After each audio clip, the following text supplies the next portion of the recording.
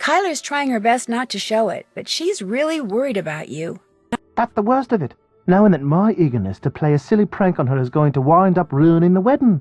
She's going to be so disappointed, and humiliated, and appalled. She'll never forgive me. What an idiot I am. I love her so much, and I am so lucky a mongrel like me landing someone as smart and beautiful as her, and now, whether I ever get out of here or not, I'm going to lose her. What an unthinking, short-sighted, immature idiot. Mr. Delaney, the caretaker? He thinks you were spirited away by fairies. You know, I actually missed that superstitious, super ridiculous old fossil. Kit and I spent the better part of an evening rigging line in the garden so we could fool him into thinking a leprechaun was moving through the bushes. Only a branch snapped off and whacked Kit in the eye, and that was that. Except, I must admit, seeing as I have no idea who or what that thing is that has us trapped down here, Mr. Delaney might not be all that wrong. I'm pretty sure her name's Fiona. She's the daughter of Brendan Malloy, the guy who was doing all the research down here. Everyone thought she was killed along with her parents when this place exploded. But she wasn't, and she's been wandering around in the bog near the castle ever since. So, if our wedding ever does take place, it looks like I'll end up with a crazy in-law after all.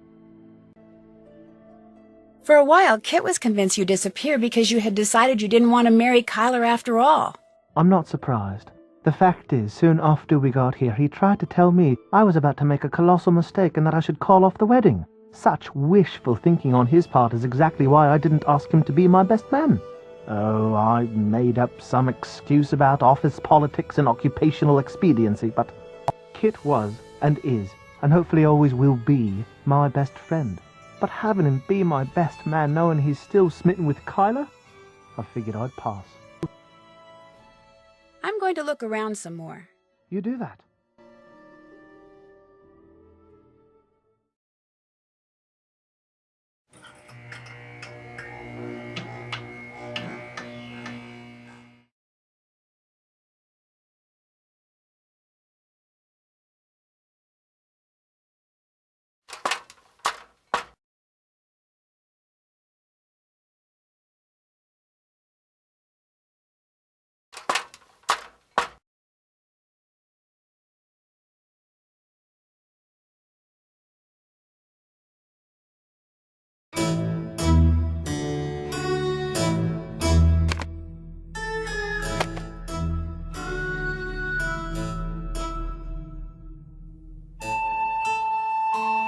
It looks like the only sure way of getting those silo doors to open is by launching the rocket.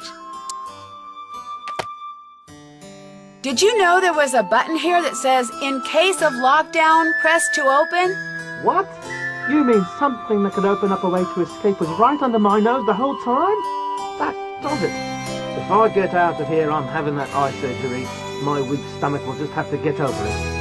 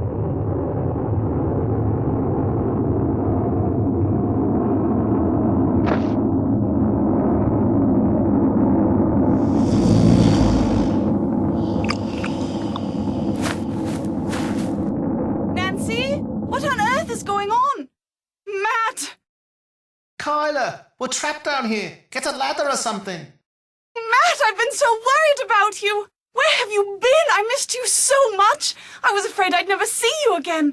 And I've got so much to tell you. No, I take that back. There's only one thing I want to tell you. I love you. Do you hear me? I love you. By the time Kit came back with a ladder, Kyler had said I love you to Matt approximately 150 times. And Matt had said it to Kyler about 200 times. And they were still saying it to each other on the day of their wedding 4 days later. Even Kit remarked that Matt's little misadventure seemed to have been good for their relationship. Needless to say, this bummed Kit out, until he met the very beautiful young Irish woman who catered the reception.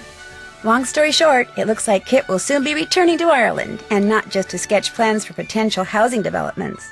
As for Mr. Delaney, he still can't accept the fact that the strange wail I kept hearing wasn't a banshee, but an old siren that Matt kept inadvertently setting off down in the tunnels. Nor is he clear on the fact that Fiona, whose jetpack was also a source of weird noises, was responsible for many of the strange phenomena he'd always attributed to fairies. But he understood immediately that Fiona was someone in need of compassion, and helped the police take her into custody without incident.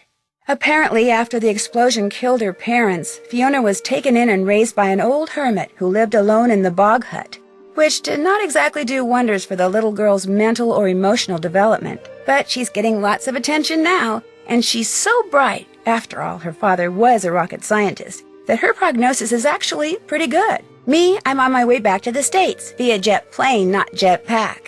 My pack and Fiona's were quickly confiscated by military types bent on adapting them for use on the battlefield.